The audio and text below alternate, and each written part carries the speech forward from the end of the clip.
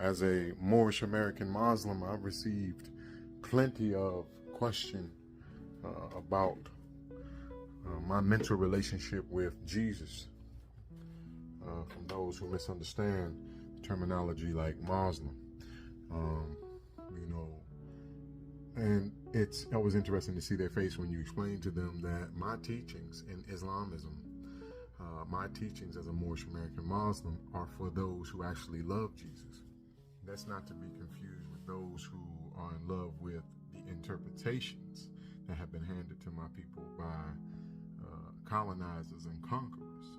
And sometimes it's difficult for people to separate the two. They feel as though if you don't accept the interpretations about Jesus, then you don't love Jesus. And I believe that is an error in thinking. I believe that is an error in reasoning. It's not in the nature of someone who is in the business of enslavement to hand those who are enslaved what it would take for them to actually free themselves mentally and or physically.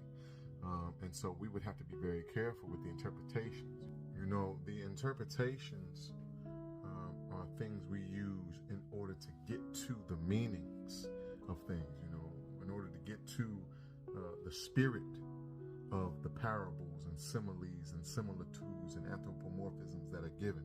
The interpretation is the means by which we arrive or at the meanings. The meaning is the vital nutrients within the food for thought.